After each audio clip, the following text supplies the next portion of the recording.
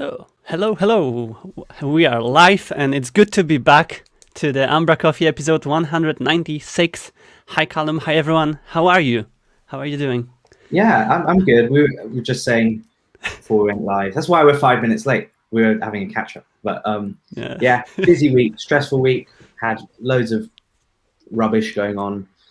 But whatever. It's fine. It's Friday now. You were away, Yes. Marcin. You Yes, I were was. I suntan. was. I was attending my well-deserved holiday in Tenerife Island in Spain, and I'm frozen now, probably in my screen from what I can Yeah, see. you're frozen. But if you can hear me, I will continue and try to switch the camera. And yeah, it was really great. I'm back now. I'm right now enjoying the comeback and all the catch ups after the holidays. And yeah, that's good to be back. And yeah, it was also an amazing week. You know, all of the catch ups, all of the find outs, what happened, and a lot of things happened. I also Yeah. rewatched umbraCoffee episode where you were. Yeah, I mean, discussing last week's episode was a bit crazy because there was just so many releases that I didn't bother trying to go through them. I just put them in the notes and said, go have a look at the list. And instead, Emma and Seb and I, we just did some different things. So we kind of got up and running with Umbraco 9, which was cool. If you haven't seen that episode, go give it a watch. It was good fun. Yeah, I was rewatching that as well because I cut off completely from all the newses. I spent 5 or 10 minutes on my social medias just posting beer pictures, you know. So that was my involvement to the social media and value shares across the medias. But that was required, and yeah, I hope to catch up what happened this week because it was also an amazing week. So let's jump to the news. So yeah, we are in October. It's a sad and happy news as well, and also 1 week passed by. And October is Hacktoberfest, so we are all in theory hacking and writing code. And when I saw this video for the first time, shared by Paul Seal, who was joined by Sebastian from HQ on how to contribute to Umbraco 9, I thought, man, I really need to do it. I really need to get back to contributing, and if I want be able to motivate myself this month, it's really hard. So, what about you? How are you celebrating Hacktoberfest so far, Callum? So I mean, I said last week and a few weeks ago that I was going to do a Twitch stream because I really enjoyed that last year, and that was the plan on Wednesday to do a Twitch stream, and things just didn't go to plan. Not least for Twitch actually this week because they they leaked their source code, right? All of their information got leaked and their source code and everything. So yeah, but no. Callum, sorry for interrupting, but right now people at least know how much we are earning from Twitch. Yeah, this big zero somewhere at the end of the list must be there. It's actually from that leak very surprising to see how little you earn. How you'd think someone with a few, tens of thousands, hundreds of thousands of subscribers would earn a lot of money. They do not. It's all partnerships and stuff. But hey, yeah. So I was going to do Twitch on Wednesday, and it got side railed because of a load of other stuff. But I did do a pull request yesterday, or I tried to do a pull request, and I did it through Code Spaces for the first time, which I've never done before, and it was a really slick experience. So this was a V9 PR. I was able to go to the repo, click create code space, and then it went, I did my changes, was able to build, test them all. And then after, when I wanted to commit them, I can just do it all through the code space. And it went, oh, hey, we've noticed that you're trying to commit to a repo you don't have permission on. Do you want to create a fork? It created the fork for me. It created a pull request. Like, it was so slick, so slick. So I'll be trying a few more of those, I think. That would be cool. To be honest, of course, we are on various levels, various responsibility levels as well, and people can now contribute more. And I still think that open source is like the best way of contributing to or learning how to do stuff, how to learn how specific technologies, languages, and everything else like that works.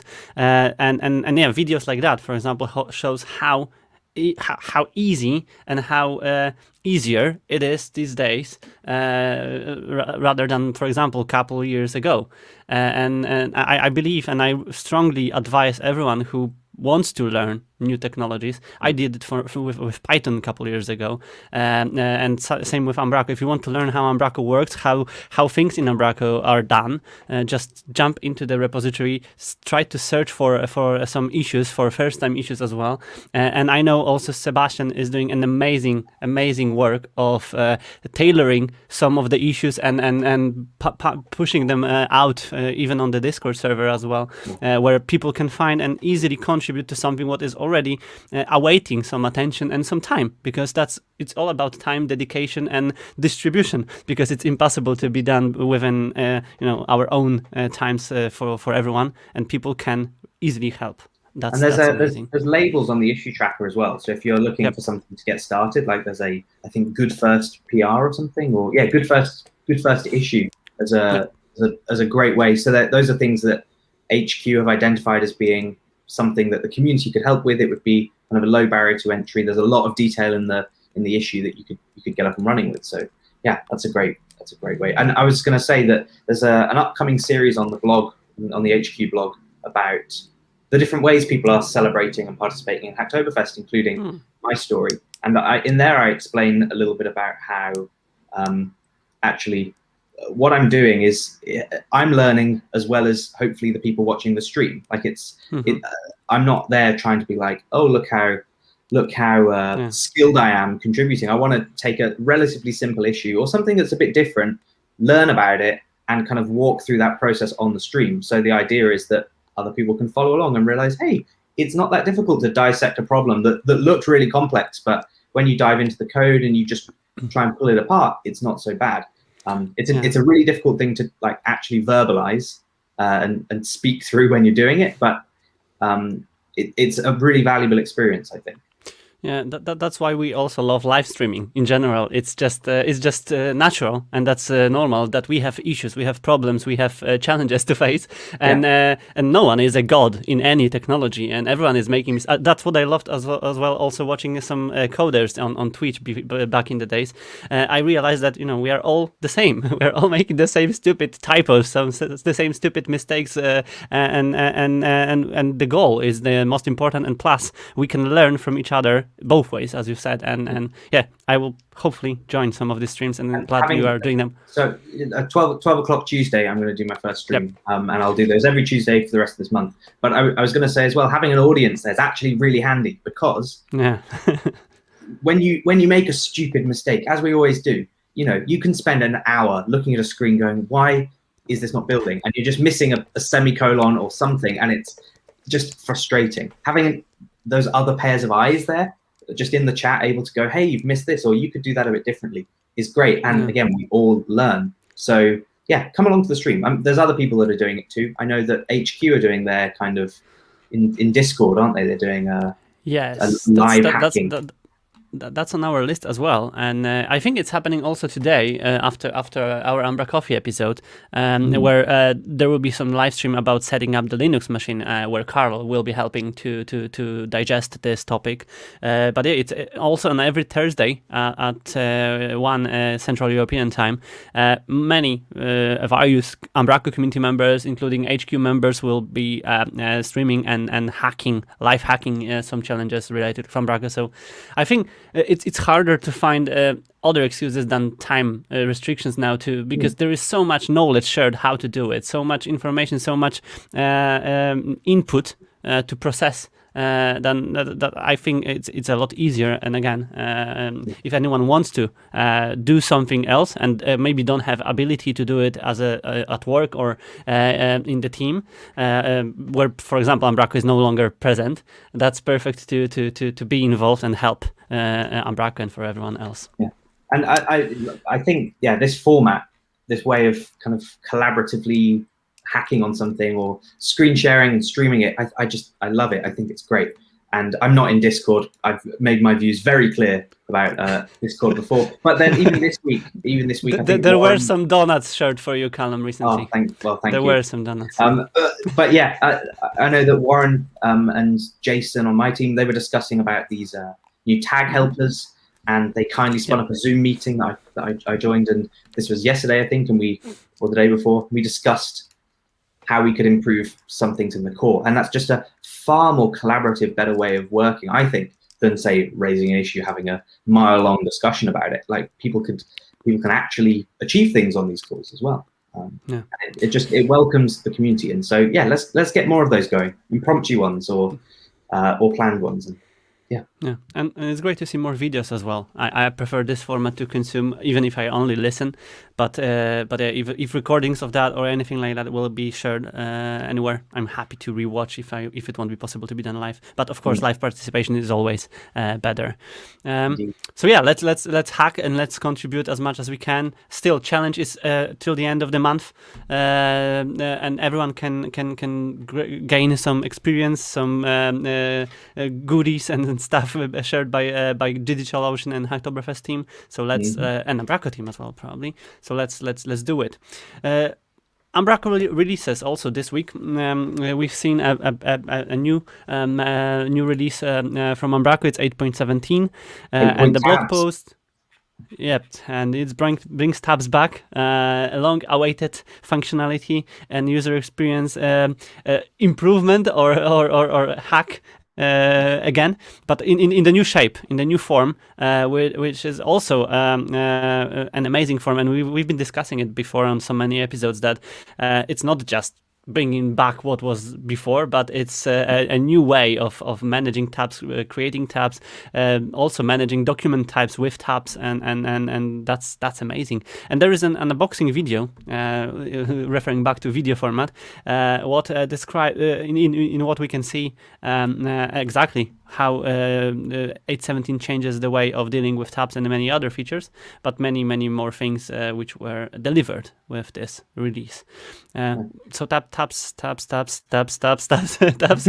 everywhere, But sorting was something what I wanted to mention, and I think from my perspective this was more awaited than tabs itself, because I could live without tabs. But right now, when I can sort, when we can all manage, when we can enable, disable it per document types, it's like a new way, a really highest level of managing document types for editors.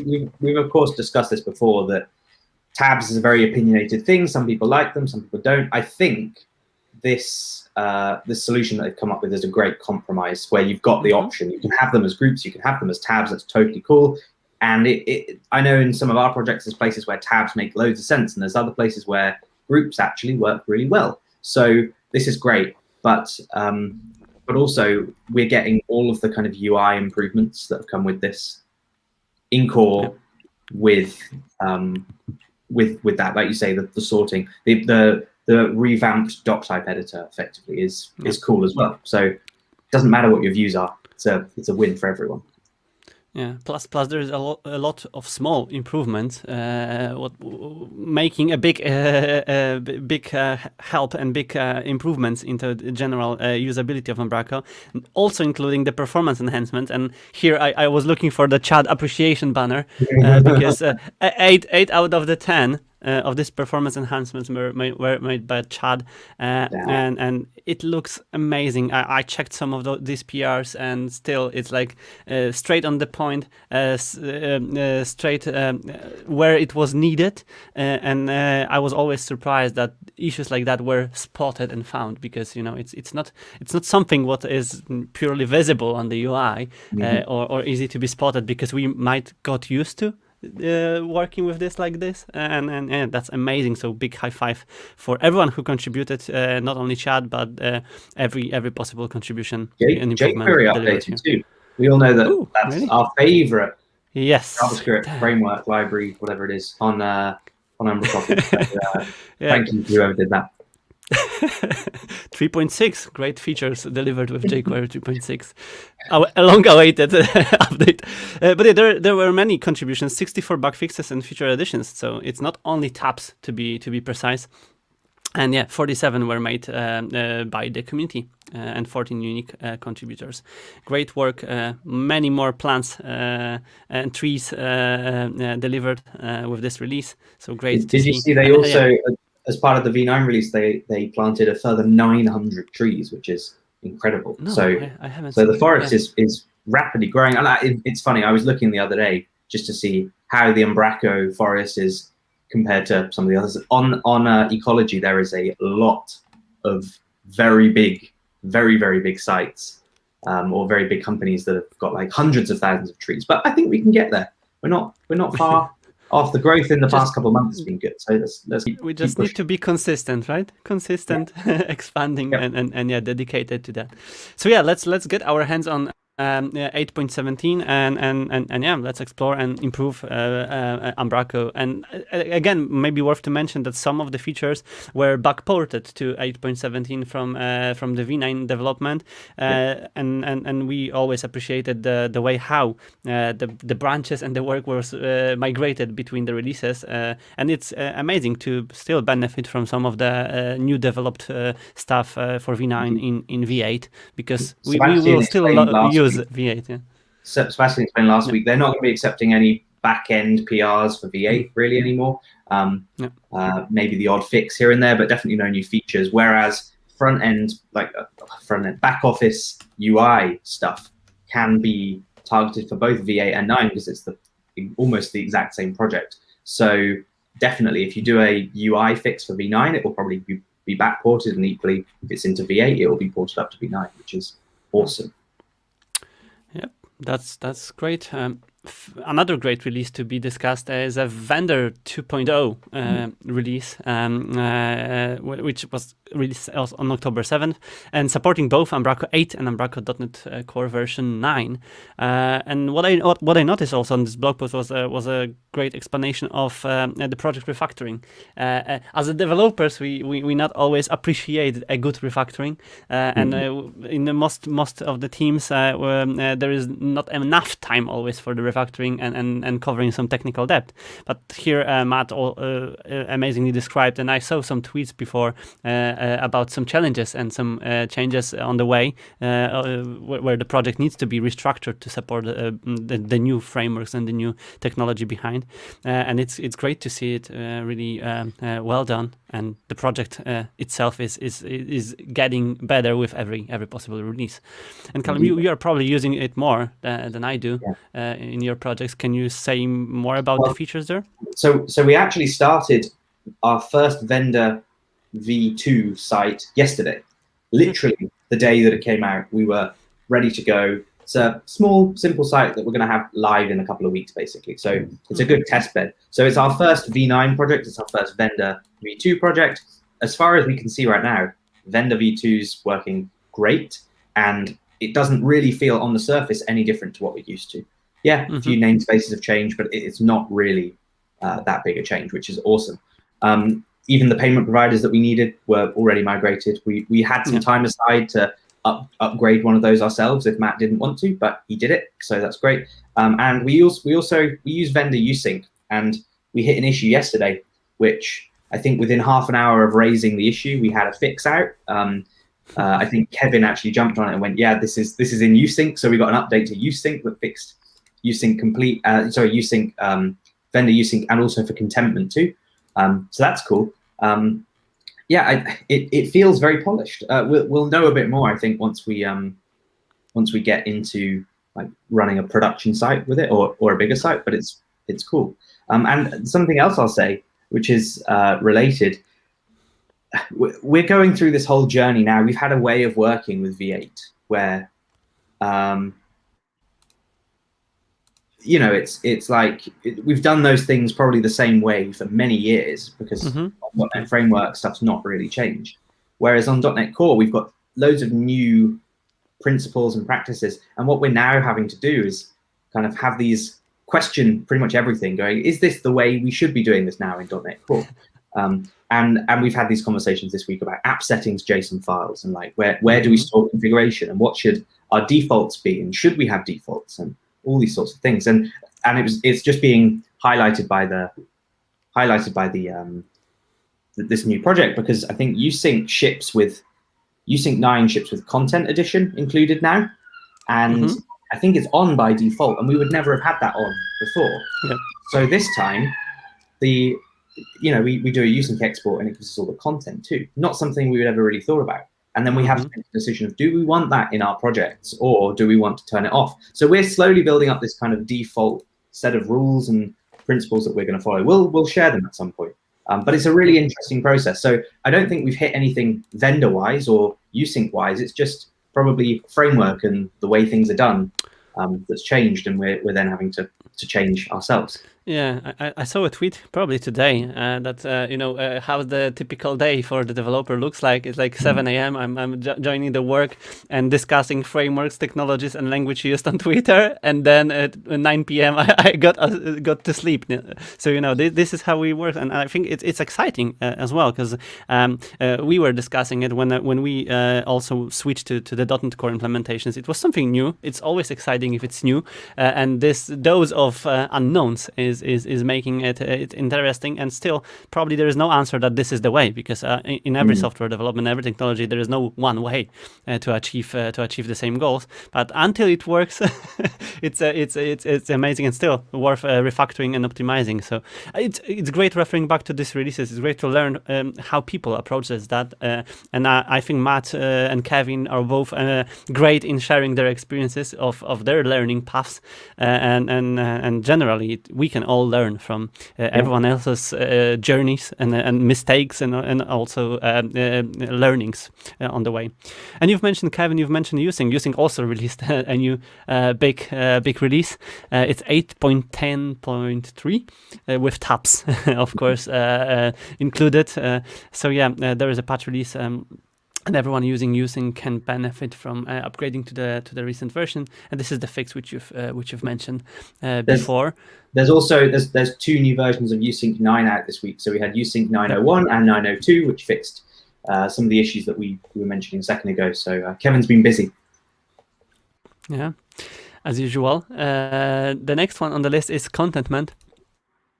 And also you've mentioned this is output of the discussions and issues found before, and here I still didn't use Contentment, to be honest. It will change your life. It's really good. I know. Really I did some proof of concepts and still could await to the moment where we'll be using it in the more project oriented distributions. But it's great to see upgrades and new stuff coming, and I think the possibilities are still limitless for the package itself.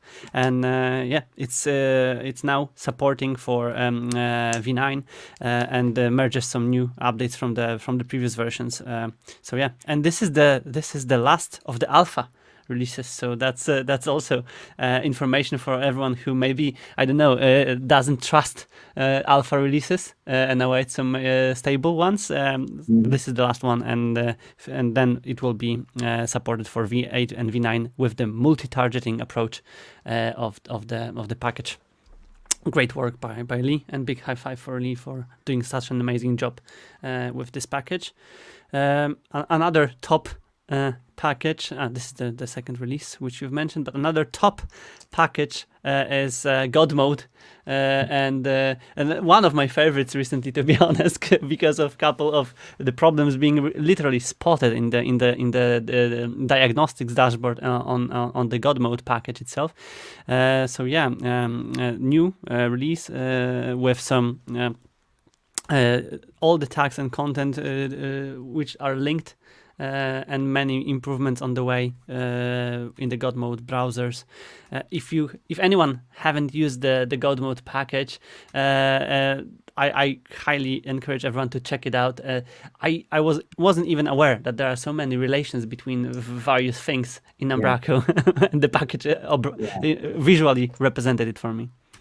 I know, it's incredible. And I know this week Dan, he put on Twitter, hey, I see in V9 there's this new Umbraco media version table. So I think Dan literally scans the core code and the database and goes, hey, what can I surface here to make this even better? The template thing is awesome as well. Like that's something that bugs me all the time. So it's great that you fix that. I was discussing it with the team this week that some of these might be really amazing in the general Umbraco dashboarding or diagnostic section. Maybe something like that can be a part of Hacktoberfest contribution, but still a perfect balance between what's safe to be exposed and what's not safe to be exposed and where is probably the biggest challenge. But some of the Umbraco configuration information, for example, or settings, it would be really good to see it by default somewhere in the diagnostic section, because it's always a challenge to find it out when you are deploying to various maybe hidden environments and you want to validate if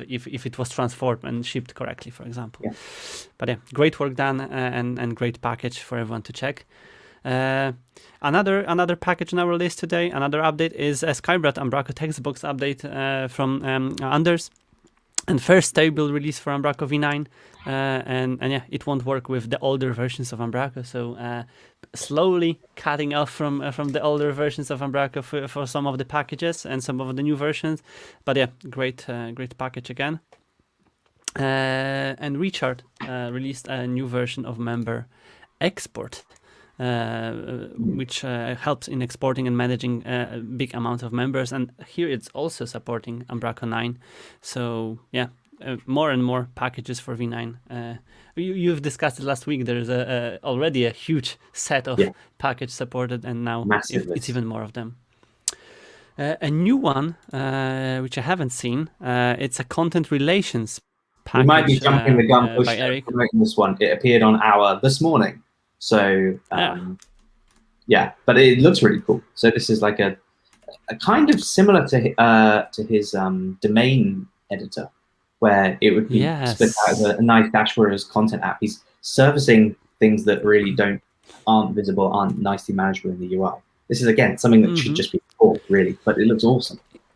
Yeah, and plus, I think still, when I discuss relations and Umbraco relations with many developers, many of them are not even aware that something like that exists. So it's always worth to mention that simple one-to-one or one-to-many relations are there, and we can all use them. And maybe this UI will help to generate more relations and consume them easier within the implementations. And the dedicated media folder package from the PL guys from the community received an upgrade, and still when I spoke with Piotrek, he said that they are awaiting a lot of feedback and encouraging people to test it out if it's something what helps people to manage the media. So if anyone runs the big site and wants to organize the media better, check it out and get the updated version of the package. Events, Callum. Events is something what is coming back to real life. I know it feels really weird, but there's actually some events happening this year, and I'm finally getting back on the events on the road circuit, train on the road, which would be cool. I mean, I did a few last year, probably more than most in-person events, but yeah, we've got some more. So DK Festival's coming up in DK Festival November. So it's I think it's a month yesterday, and I'll be there, which will be cool. I know that there's some great technical speakers. I know Emma Burstow's speaking. I know that there's Philip and Bjarke. They'll be doing talks in Danish, which I've never heard, so that's going to be nice. And I'll just have to sit there and nod along. I know that Jquery is coming over. I know Arnold will be there, so it should be pretty cool. I've not been. It's the one conference, the one Umbraco conference I've not spoken at yet. So. I haven't attended this as well. But the question is, are you preparing your talk in Danish as well? Absolutely. I've been learning Danish religiously for the past year in preparation. No, I'm not. No. That's how most of us use the time during the pandemic, right? Learn a new language and just and Danish was the closest one. But Callum, the next event is something what you teased with the cryptographic keys on Twitter. I mean, last week it was barely cryptographic. So I teased earlier in the week a three-letter code for a clue, and basically tell us more. The whole clue was Umbraco London, Bristol, Manchester, November 26th. Call for papers this Friday. Tickets next Friday. And we can literally, if you refresh it, now says it's open. As of 12 o'clock, this is revealed. We are hosting. I say we. The Umbraco UK Foundation, which is a non-profit foundation set up to support the UK Umbraco community, is hosting 4 events, like a distributed festival. We can't do a UK festival this year. We can't justify 300 people in one big space. Like it's just too risky. So it's 4 smaller mini festivals. We're calling it Umbraco Together. It's going to be Manchester, Bristol, London, and Glasgow. First big event in Scotland as well, which is awesome. We'll have talks from HQ, and we want community talks, of course, too. So there's a session eyes open now. Links down below. Links on Twitter as well. Please submit if you want to talk. Love to see people. Is that even happening on the same date in the 4 places? Yeah. So it's going to be an in-person event. There's not really going to be a virtual presence to the event. But there's going to be some virtual elements within the event. So we're going to try and connect the venues in a few ways. And they'll be kind of hosted locally by the local user groups. So up in Manchester, for example, I know that Phil's involved in hosting that event. I know we're going to have a decent sized one in London. And we've got these nice boutique cinemas as well. So they're all in these slightly interesting venues. Nice. Should be comfy. Single track, but you should get at least 6 hours of amazing Umbraco content for £25 as well. So it's not expensive. Awesome. So yeah, if you're from London, Bristol, Manchester, or Glasgow, or you want to travel there, and maybe you have something interesting to share, submit your session, and yeah, that's amazing. More of this needs to happen, and it's amazing that they are starting to reborn. So great initiative, and yeah, everything is open now. And the next one is Duck Festival, Duckfest. The date is also known. It was 20 and 21st December. I like that you refreshed the page there, thinking it was broken. Just in case. It just looked like that. Yeah, it's just. But yeah, the call. The session is the main open information. And it closes in a week, so that's why I've mentioned it here. The event's on the 20th of December, but the call for papers closes in a week. So get your submissions in. I have a to-do input to finish with the due date clearly marked. So final reminder for everyone who wanted to submit session and visit the event in Dutch community. And last meetup, which I had a pleasure to organize, unplanned and spontaneous, Tenerife Umbraco meetup. How on earth does this happen? You're both from the kind of same area of Poland, and you're on thousands of miles away, and you end up bumping into each other. Yes, that's the beauty of the world and coincidences, because I was attending a holiday period in Tenerife, and it turns out completely spontaneous that Jacek lives there from the pandemic times. He bought an apartment there and stays, and we ran on each other on the island, and spontaneously organized an unofficial and first Tenerife Umbraco meetup. So yeah, we've spent some time together, discussed some pretty cool ideas, and I think it's just proved that no matter where are you from, where are you going, what are you doing, you can always meet, even if you didn't plan it. And it just remembered me that with Jacek we had a really amazing meetups here in Warsaw.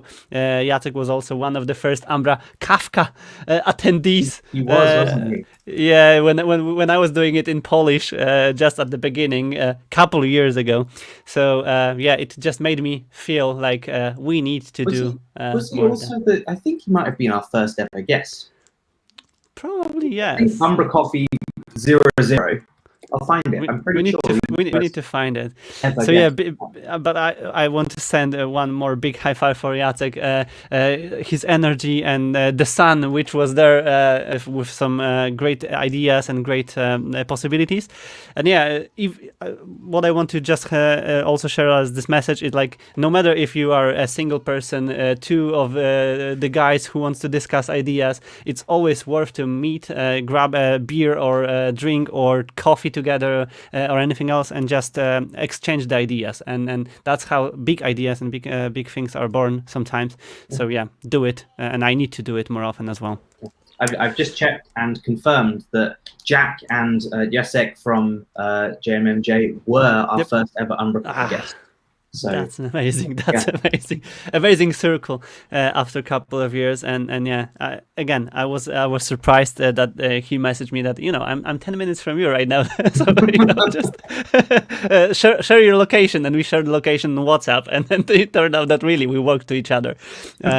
Amazing stuff, and blocks section, which is amazing this week as well, starting off from how to send emails in Umbraco 9 using IL email sender, and a broken cookies message which didn't want to disappear on Paul's, but it disappeared now.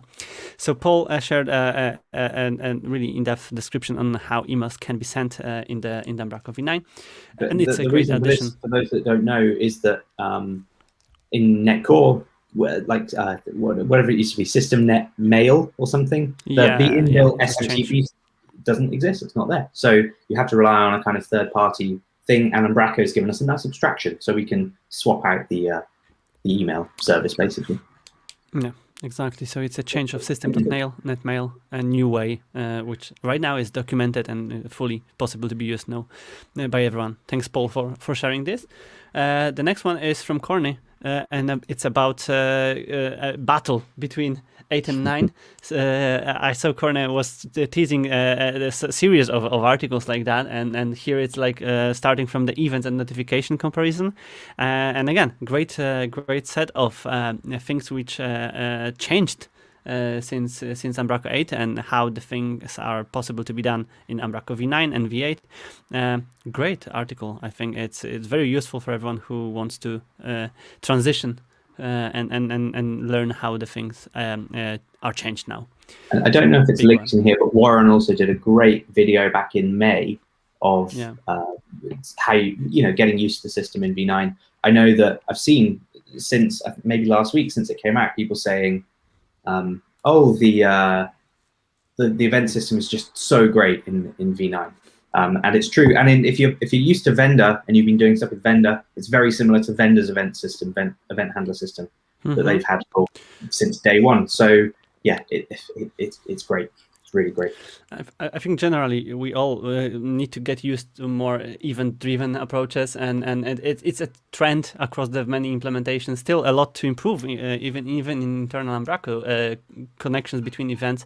But it's amazing to see it's more exposed now and easier to be used like that, because many systems and many third-party systems relies on this kind of communication between systems. So it's great to see it present there, and it also really speaks nice with another blog post shared by Andy this week.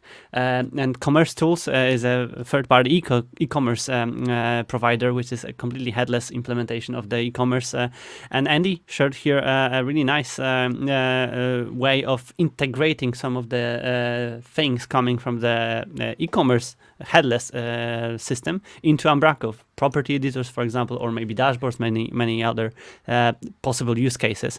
And it kind of relates to also Vendor, because I think it's really nice to see how different systems and how different approaches can be taken when it comes to e-commerce implementations now, and how Umbraco can help and be used even together with the e-commerce solution, and also as a middleware. And I still didn't explore e-commerce headless movement that much, but it's great to see it's being used, and I know that many teams are already using commerce tools and view storefront and things like that. And this is the thing that they've also released as a package as well a couple of weeks back. Yes. So this is the kind of internals of that package, which is cool. And yeah, it relates to this DXP movement and playground of Umbraco being able to consume and integrate with the tools like commerce tools in this case.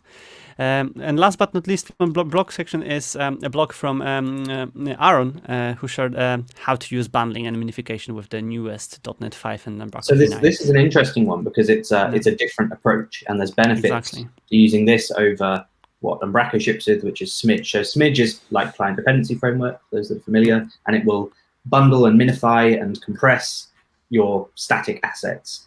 However, Aaron's approach here is effectively to do that with JavaScript. So he's doing it with a kind of a gulp bundler and minifier. And that means you maybe have slightly more control over what happens in the compression. But then it's a little bit more involved to configure and all that stuff too. So there's pros and cons for both approaches. Yeah, it reminded me the good old days when we used Gulp to build Umbraco packages, for example, right? Yeah. And amazing possibilities of packages and libraries like that. So yeah, I mean, great. I'm totally lost with like Webpack and Babel and Post CSS and all kinds of stuff. It's way above me. And I yearn for the days of when it was just Gulp or Grunt and it's one command and it's all fine. What was wrong with that? Or just Jquery, right? These were the times. Now it's not times. 5,000 lines of main.js. It's all good. Oh yeah, I remember my Sencha project, which was the first multi-platform JavaScript framework which I used to build mobile applications, and it was one big file, 1,200,000 lines of code. It was amazing. It was easy to manage. Yeah. But yeah, it's again great approach, another approach, and we can all decide what approach will work for us better, and just use this one. Indeed. You've mentioned Smith, and I think it relates to another announcement, something maybe what was missed by some people. But Shannon, who is an author and maintainer of the Smith, client dependency, examine, and many packages used by us, and also one of the key Umbraco HQ members and developers there, is leaving Umbraco after 10 years. Of great work there, and I think a lot of great messages here from many community people, and I saw on Slack, on many other places, that people are going to miss Shannon, and I think it's our pleasure to share another big kudos to Shannon for everything what he done for Umbraco, and the amazing set of knowledge being shared by him across the paths. So yeah, big high five. He said he's going to be at an arm's length from the community. He'll still be there. It actually means he can kind of feel like a community member, not an HQ member, which is cool. I know he's not publicly announced where he's off to, but I'm sure he'll still be around. So that's great. Yeah, that's again, and it's a path taken by many other people before. Sometimes it's worth to refresh the view and have some different perspective. 10 years is a long time, a very long time. Yeah. And we've said this time and time again over recent episodes, especially when we've talked about people leaving or different teams changing. And definitely more than ever, I think the community can have a lot of confidence in what HQ is doing and working on, both technically and kind of from in all respects, actually. Marketing and communications are all a hell of a lot better than they've ever been. So yeah, leave on a high. Yeah, exactly. Be proud. Got the V9 launch out, and exactly.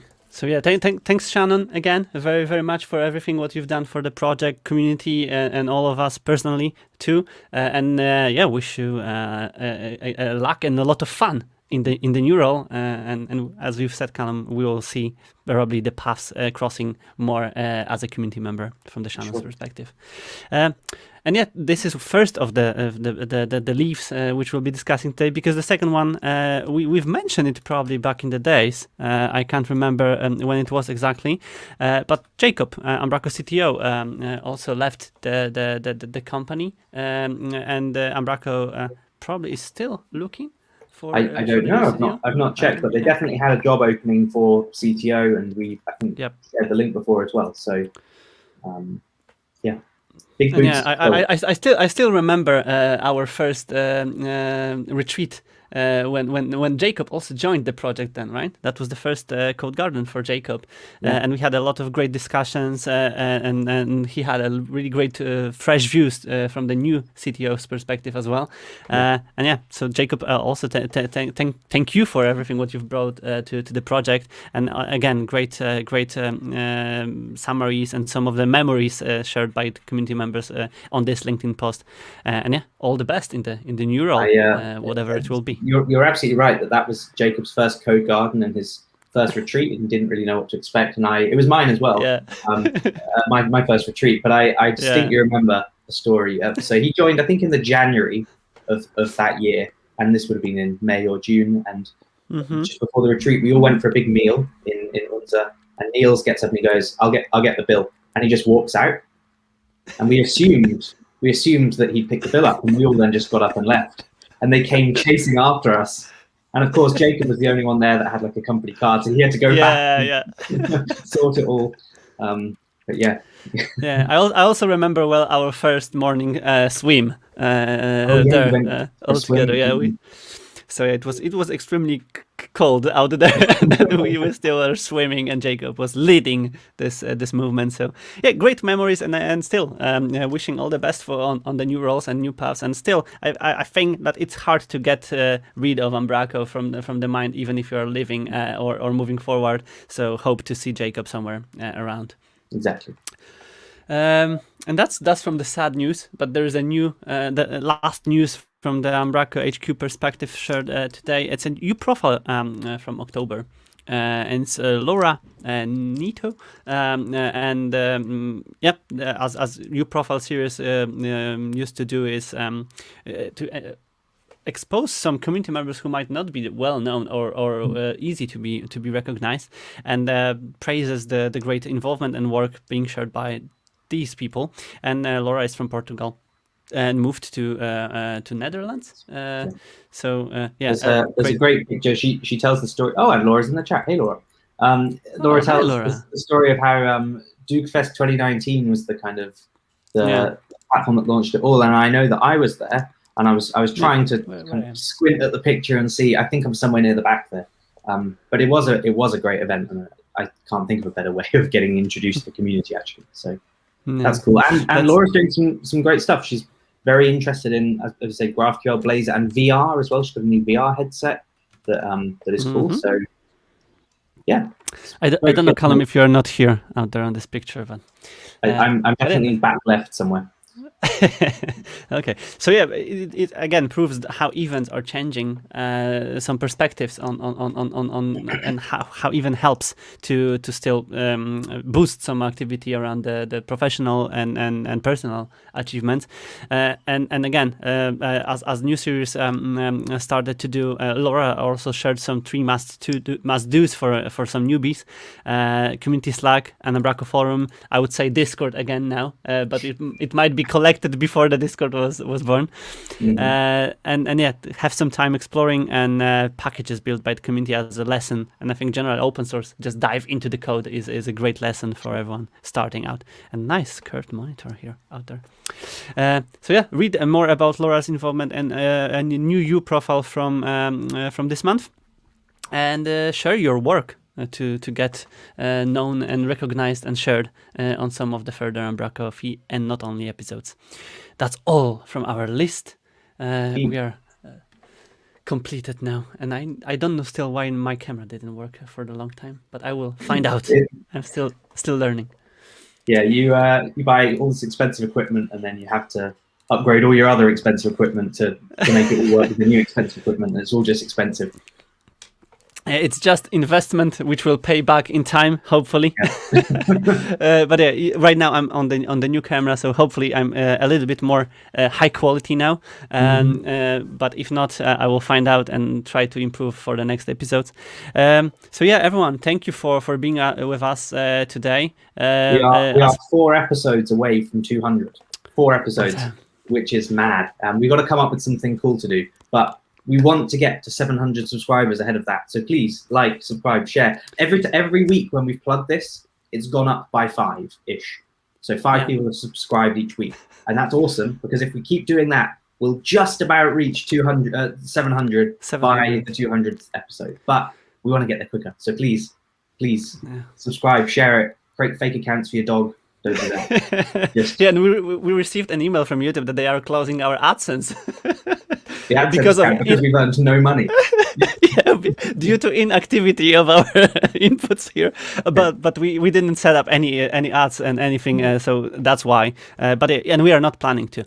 So if you want to support us by your subscribe input, do it, and please share it with your friends, colleagues, everyone else who might benefit from just catching up of Umbraco news shared in umbraCoffees. And yeah, counting down to episode 200, we will plan something amazing together. And from your side, you can plan your great memory or great reminiscence from the umbraCoffee episodes across the ways, and we'll probably highlight some of these during the episode 200. Yeah.